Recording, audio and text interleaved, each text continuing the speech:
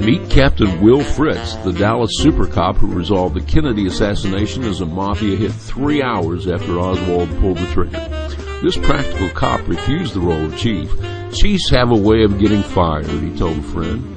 As a captain, he had more flexibility to clamp down on organized crime and street gangs in Dallas.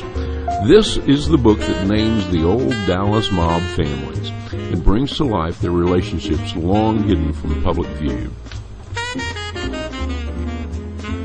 Dallas wouldn't be the same had not Benny Binion stepped off the boxcar from El Paso with his saddle that night, and Benny wouldn't have been the same if he hadn't run into a young Bill Decker from the sheriff's department in the train yard.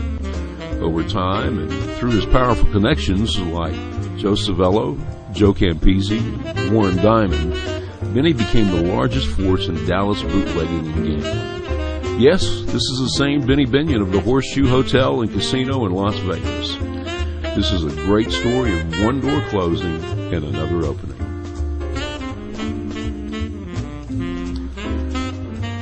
Sheriff Bill Decker was a modern knight, alone without any armor in a dangerous land. He was armed only with his ironclad morals, courage, determination, and his favorite weapon, the Thompson submachine gun.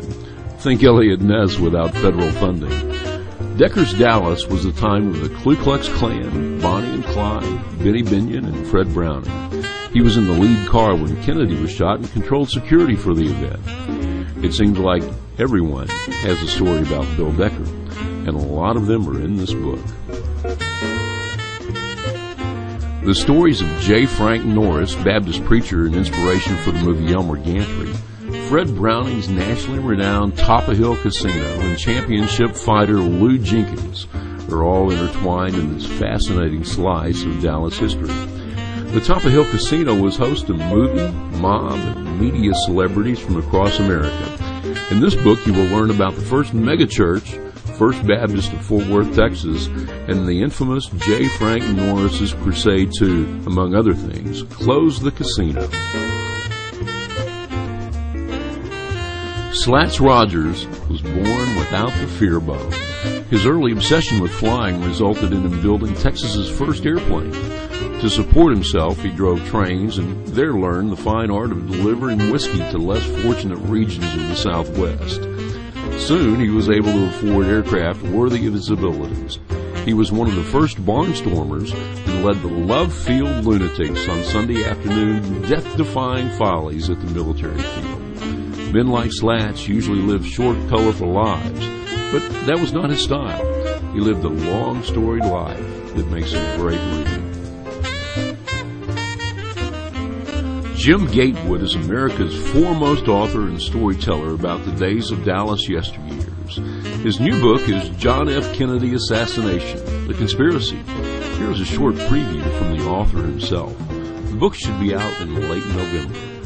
Works the bolt for his third shot, but there is a second gunman. The second gunman is a Dallas County deputy sheriff by the name of Harry Weatherford. He is on top of the county records building, which is 63 yards from the school book depository. He was put up there by Sheriff Bill Decker to protect the President of the United States. When the first shot was fired, pigeons flew up off the top of the school book depository. Weatherford had no target.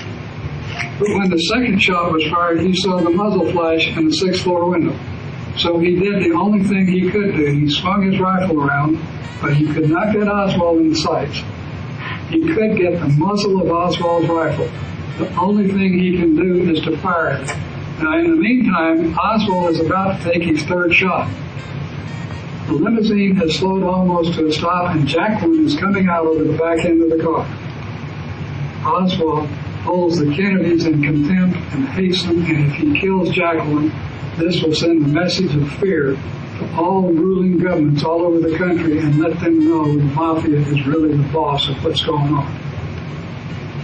But while he's thinking and considering, and while his finger is tightening on that trigger, Harry Weatherford fires his shot.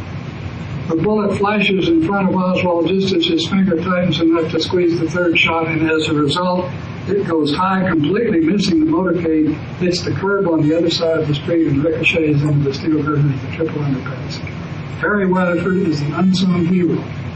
of the motorcade. He saved Jacqueline Kennedy's life.